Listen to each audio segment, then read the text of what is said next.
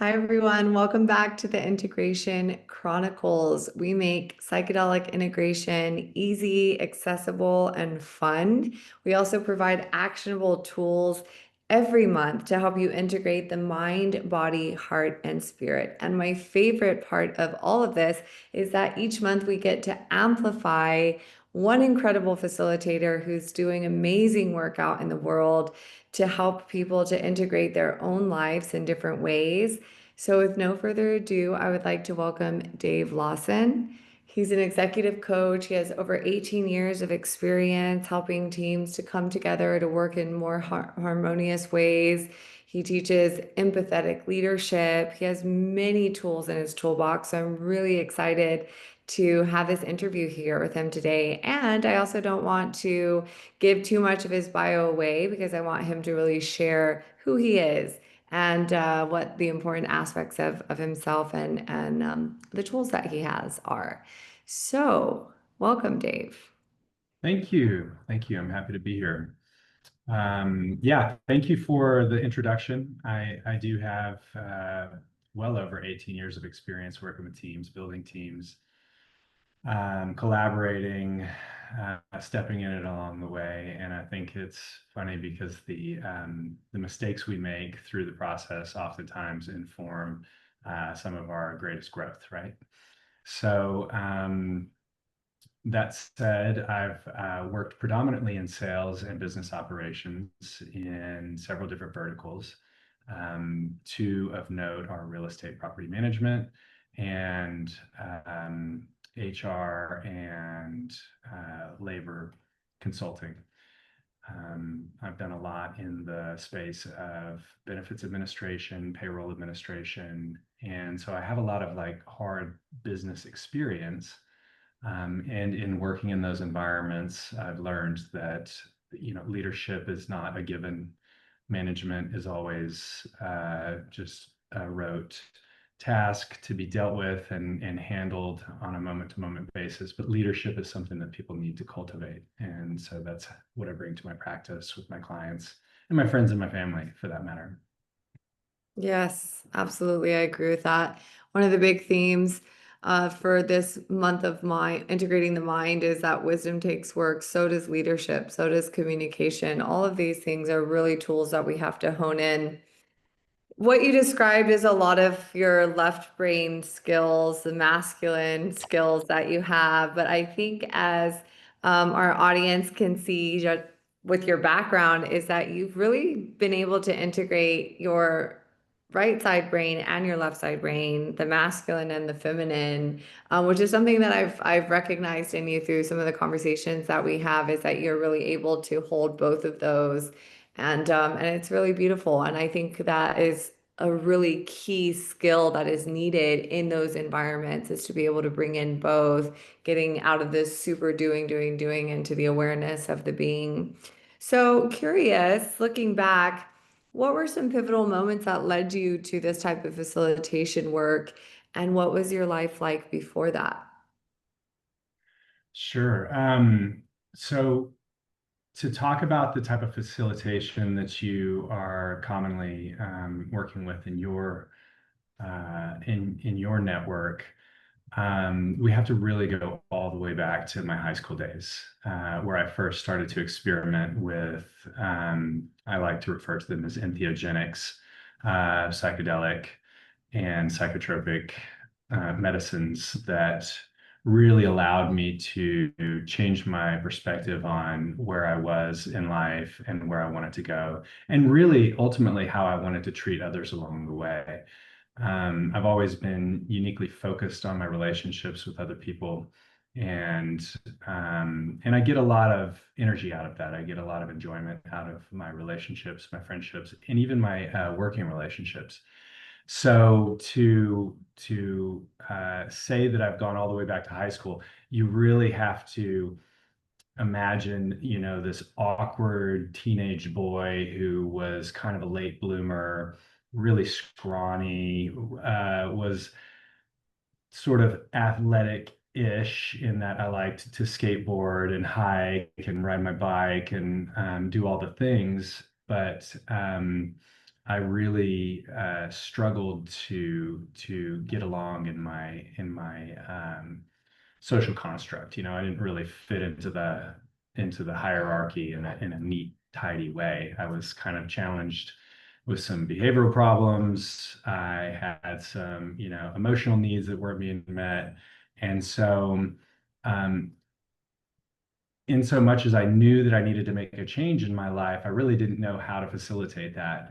And I really wasn't getting the kind of guidance and help that I needed from the people around me, or so I thought.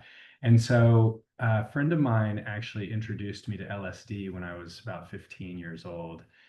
And that's what I chose to do all through high school.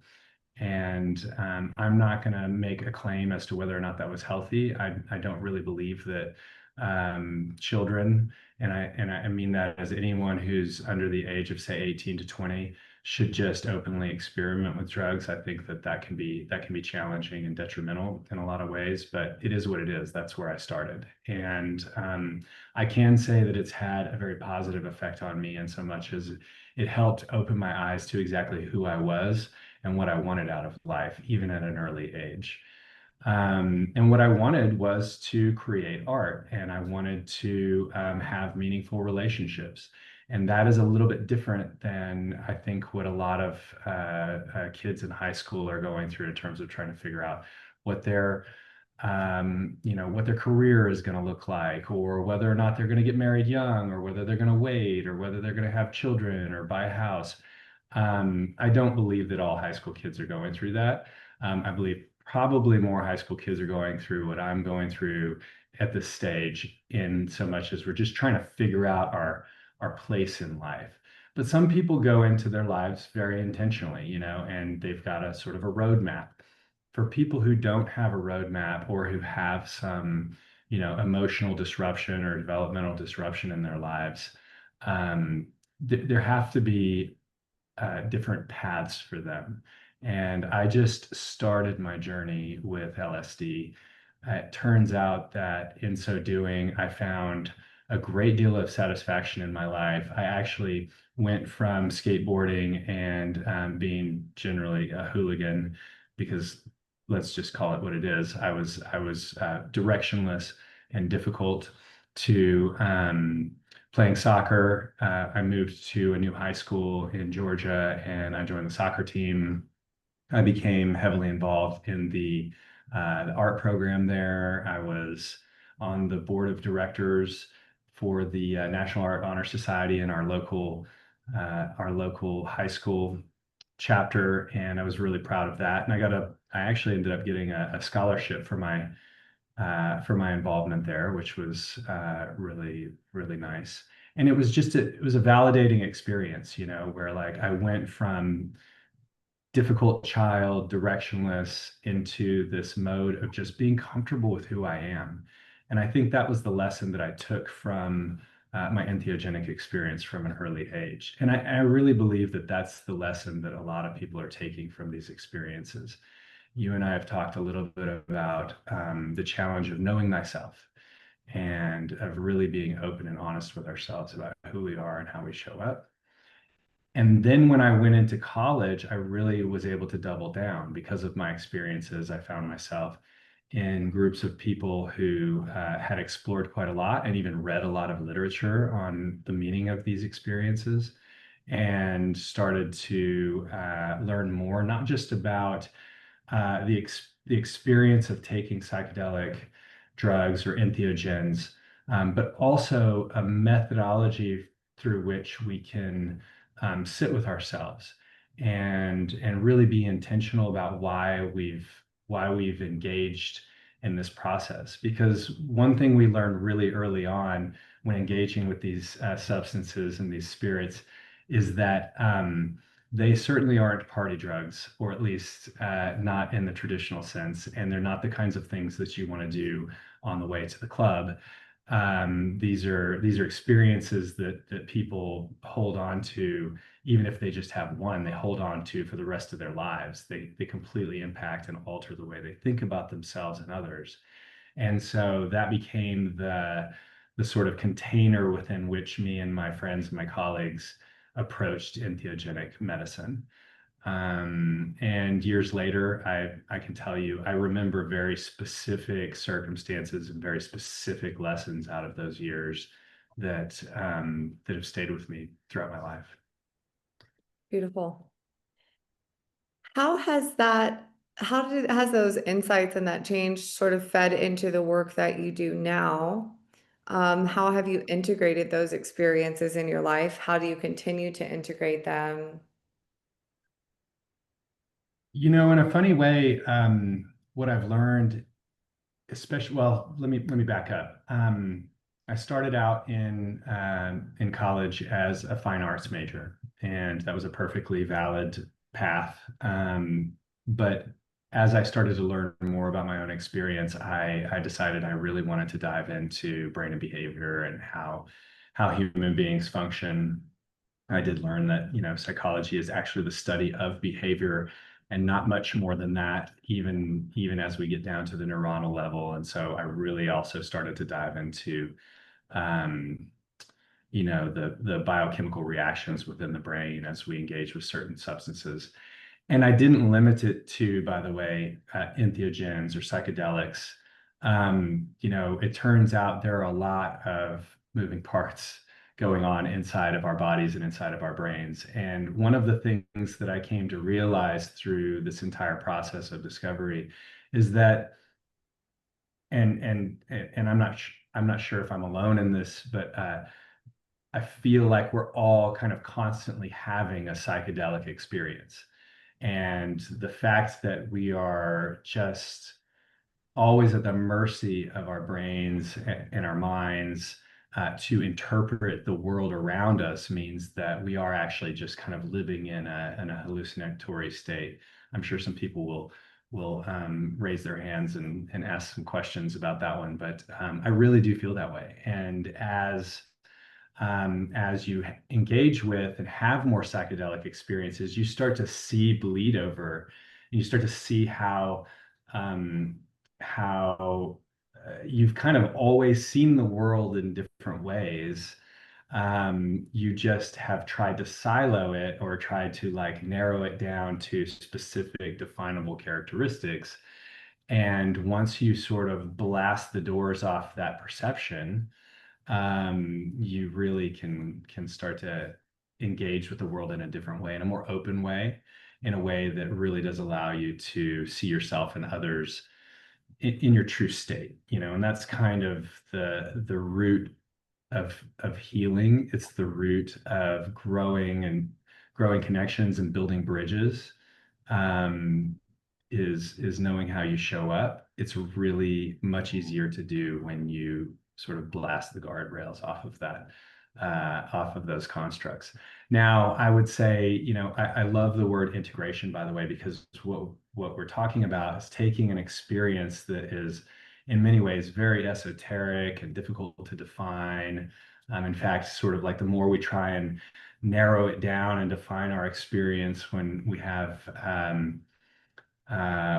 these sessions, sort of the more challenging it can become. And so we take lessons away from those moments, but sometimes they're very difficult to reintegrate into our daily lives. And so integration is a fantastic word to describe how you take lessons from difficult to define circumstances, translate them into language that your logical mind can understand. And that's really just from my perspective. Many people will, you know, translate their experiences into colors, shapes, forms, archetypes, however they want to define them. But for me, it's language and logic, so that I can then better encode that and remember it for the long term. And I think that's why I actually do have a long memory for a lot of these lessons. Um, in that respect, one thing that I've learned, and this has been pivotal as I've engaged, you know, in this journey for really the last 30 years, is that you don't need the substances to have the experience. I believe that these substances or these plants, the medicine that we use in certain types of therapy, are facilitators in and of themselves. They're just like one part of the team, you know, and they come to the table and they really bring a level of awareness to the person, but they're not actually doing the work for the person. The person still needs to, the client, the patient, the counseled needs to do some work to reintegrate back into their lives. And if they have tools outside of the psychedelic experience, that can be incredibly helpful in translating and remembering and reintegrating back into their lives these really important lessons that we bring with us out of these experiences. Yeah, that's so true. Can you give our audience some actionable tools and how to use logic and language to integrate these, like you said, sometimes really hard to understand esoteric experiences, some actionable steps that they could start taking maybe today or tomorrow? Sure. And outside of the specific container of an individual, it's difficult to just sort of give general concepts because every person is going to be different. But if we are talking about, we're talking about mind, and you and I have discussed this at length. Language is a great place to start. Whatever writing looks like or recording your thoughts looks like, that can be writing in a journal with a pen and paper. That can be typing into, a Google Doc. That can be recording video of yourself or recording your voice or doing voice to text.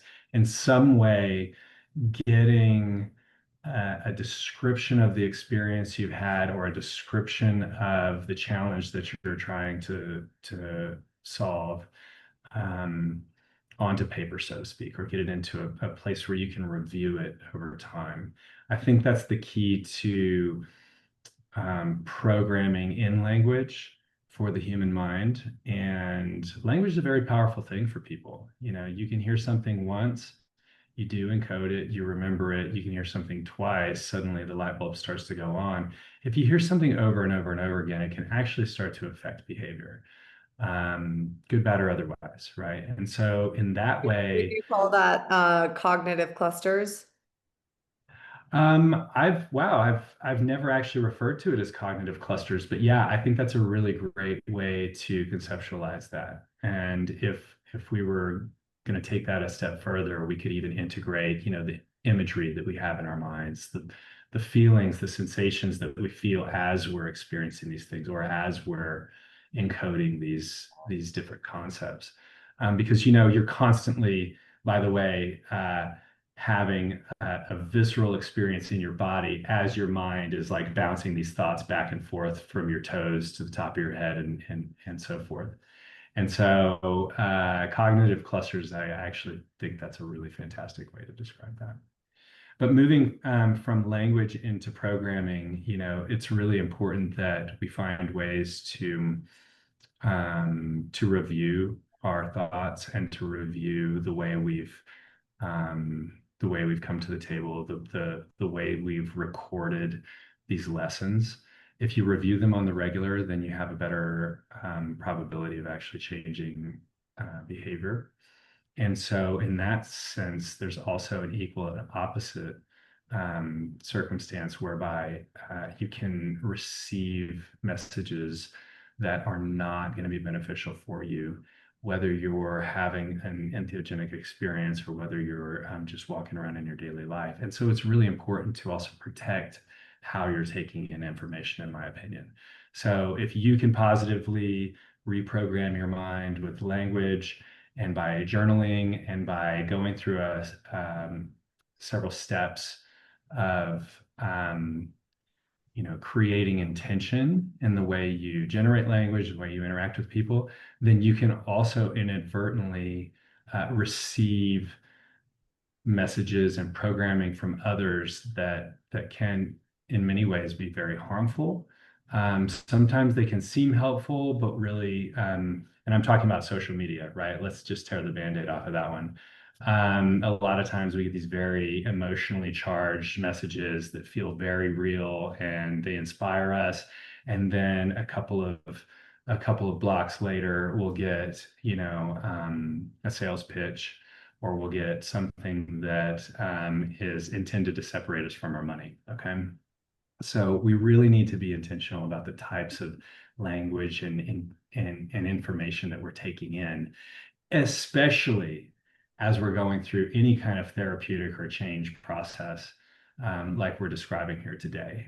Even with the type of coaching that I do, if you engage in any process that opens you up and allows, you're sort of opening the kimono, right? Like you're allowing the reprogramming to be done in those moments, you are susceptible to someone else's thoughts about how you should behave and interact. So kind of a long explanation, but I do believe that language plays a huge role in this process.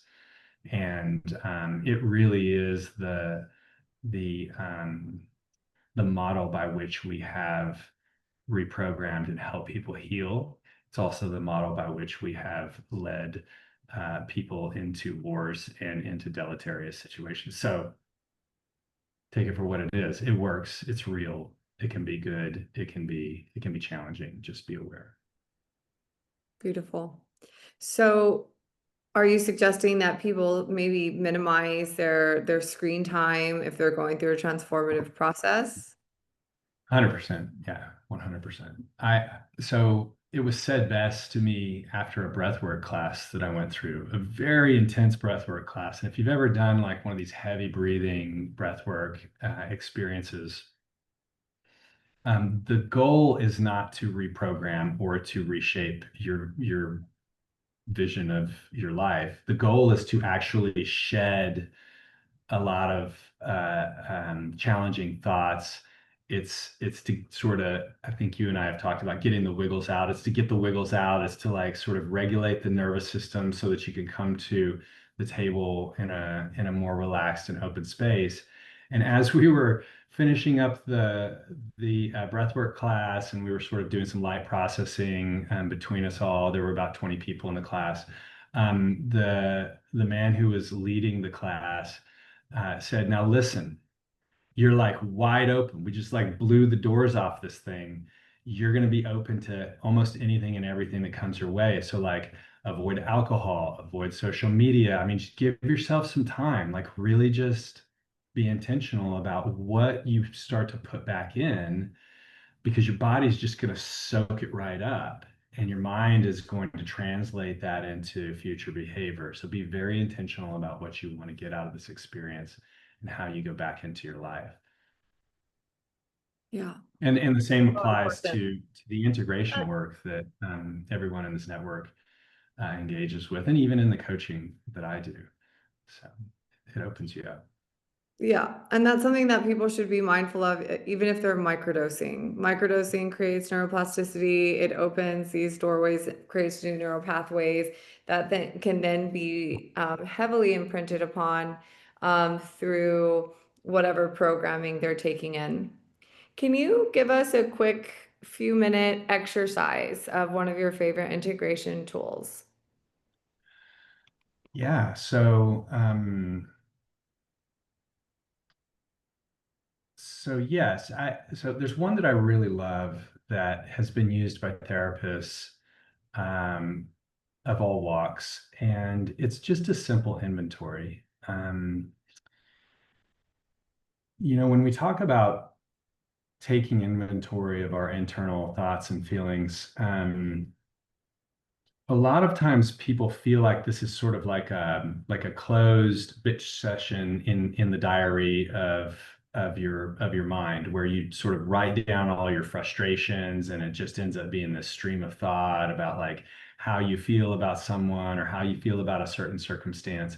And that's not what I'm about to discuss. Taking inventory is very much like a methodical ledger of challenging circumstances. And so I think that you can also apply this to situations in your life where you want to, say, magnify positive interactions. You want to magnify growth and well-being. You can do an inventory there as well. And I honestly think that that is more effective than anything else.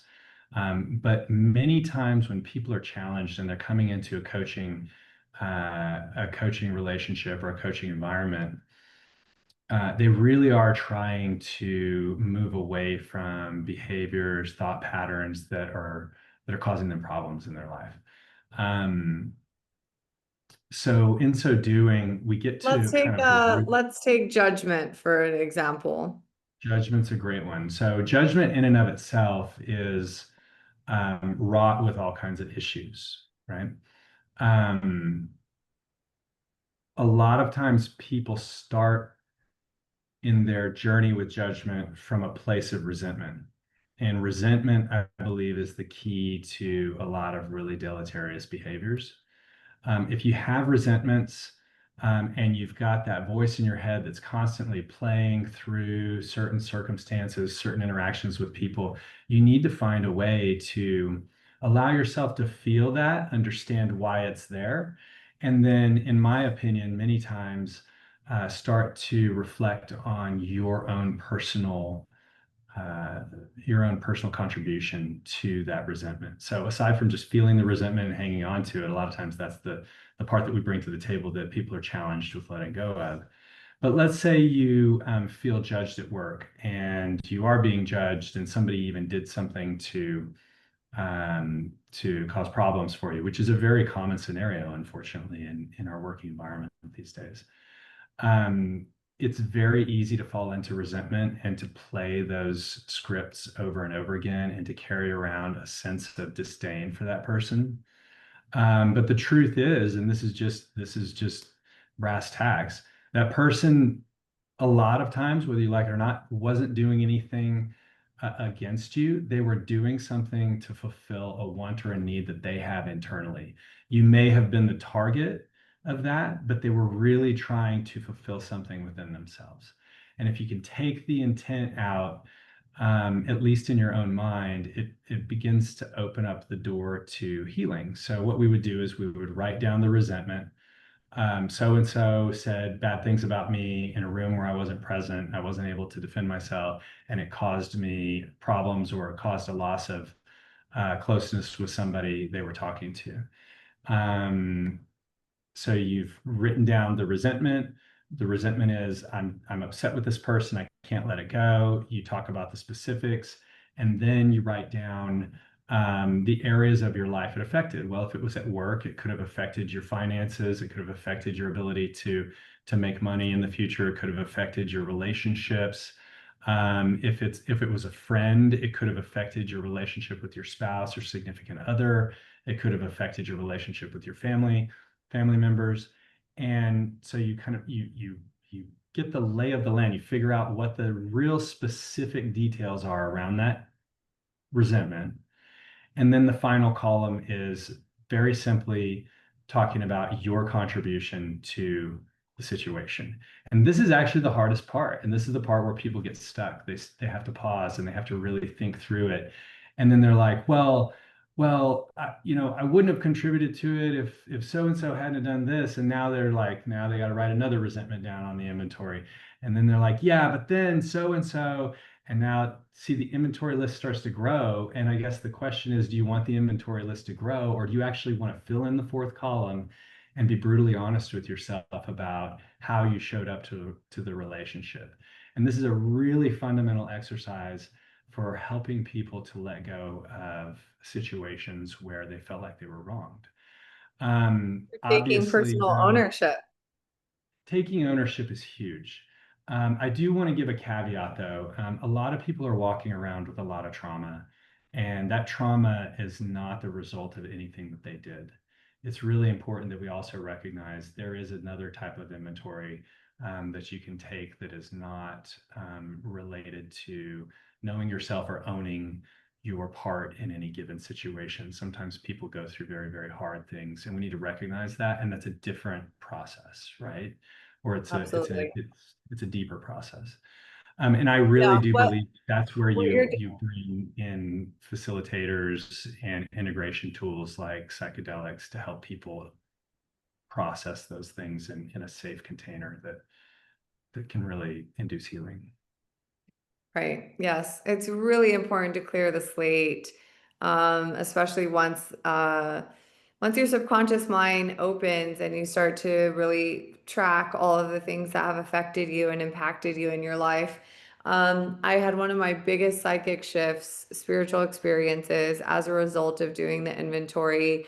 I did the AA program about 7 years ago, and went through the 12 steps. And I had a list of resentments that could have filled volumes of books. Yeah. For me, what was very powerful of that with that experience was it was not just writing them all down, but which was very helpful. Yes, you get to write them all down and get clear all of the areas that you are blocking, the largest, most vital organ of your heart that allows you to feel, allows you to love, and allows you to connect.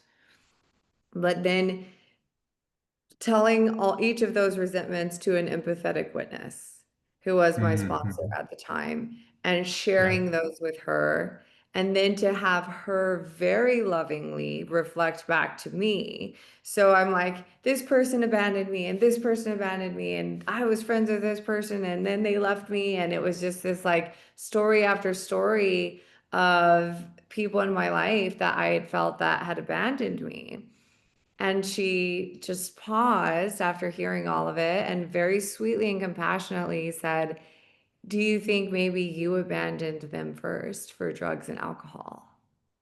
Interesting. And the light bulb just like went off in my head. And every psychic shift I've ever had, every spiritual experience I ever have has been a result of me shifting out of the victim mindset into personal responsibility and ownership, which I just realized, of course. And just like that, all the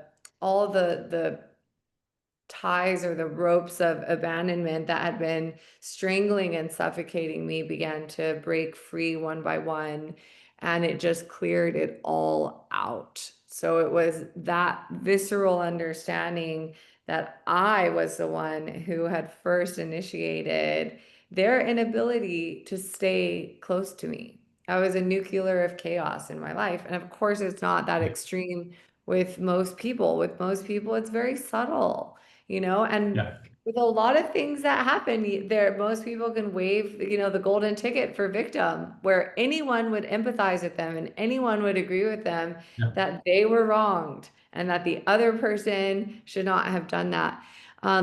One more quick anecdote. When I was doing the 10-day silent meditation retreat, which I just finished Vipassana, um, we're learning how to keep equanimity through these cravings and aversions that are coming up. Every single night in my dreams, I would have scenario after scenario play out. Like, well, what about this? What if this person takes your hair and just starts chopping it all off without talking to you? That's a good time to really get upset and angry. And like somebody else was cheating on someone, and I felt like I had to get upset about it for them. And I was responding in all of the worst ways until I was shown compassion in my dreams. So, as difficult or challenging as it can seem, there's always a way to track it back to personal responsibility, radical responsibility. It's, yeah, I mean, even just down to the fact that you're the only one in control of your thoughts and feelings in the now anyway. And so whether And you if want to move you forward. and if you can't find it for yourself, have the courage to go to someone who's not just going to bullshit with you or if Yeah. like play into your bullshit, but is going to really reflect back to you how you might also be a part of or complicit in this 100%. situation. And in fact, it's important to be cognizant. Like in therapy, it's very common for, and this is not to say anything negative about therapists, but it is fairly common sometimes to get with a therapist who just validates to keep you in therapy, and that's a sign that you need to find a different therapist, in my opinion. Because what we're really looking for is the mirror, right? Like we really want to know ourselves better. That should be, in my opinion, the goal of therapy, the goal of coaching. What am I doing that's causing this problem for me and others, and how can I change it so that we can end this cycle? And if therapists like, or if anybody, and I shouldn't even say therapist, but I've just experienced this with therapists, like a couple of therapists in the past. But if anyone is saying to you, well, you haven't done anything wrong, like I don't think there's anything you can do differently, or I don't think there's anything you have to change. I think that person just needs to get with the program. I think that person just needs to stop acting the way they're acting. And then it feeds that cycle of closing the doors to perception, right? It closes the cabinet doors and you don't get to see the mirror anymore. You're Yeah. just stuck in the same cycles. Red flag. Okay, thank you so much, Dave. This was incredible. Thank you for your wisdom. Thank you for the tools that you've shared. We will include links in the newsletter and in the show notes of how people can reach you. But is there anything you would like to offer our audience if they would like to work with you? Yeah, absolutely. So, in my coaching, I utilize a different kind of facilitation. It's a digital facilitation. I like to use the Berkman as an assessment tool to get to the meat and potatoes of like what's really going on with people, what their needs are, what their stress behaviors are, and ways to interact with others in a way that's like aware of their own needs, behaviors, stressors. Um, and so through the Berkman, I really feel strongly that we can get to a place where people are more self-aware in business and in relationships. And so I want to offer that to your network and say, usually what I'm doing is uh, a 3 session coaching, and they're 90-minute sessions. An assessment, which is about a 45-minute self-guided assessment. We do one intake coaching session, the assessment, then we do a review of the assessment, and then a couple of weeks later, we do a review of sort of their understanding of how they've been able to grow and apply these tools. So a 3 session plus assessment, I typically charge $750, but for your network, I'm offering this at $600. I really feel strongly that these assessment tools are valuable, not just to teams. I work with teams typically, but to individuals in helping people understand and shine the light on some of their own personal challenges. Amazing. That is so generous of you. I highly recommend that you do this assessment. It's such a good tool for self-discovery and getting to know yourself more. Thank you all for reading, for listening, for tuning in, for tapping in. I love you. Join us next month for the body. Thank you, Dave. Have a great day. Thanks, Olivia. It's great talking with you.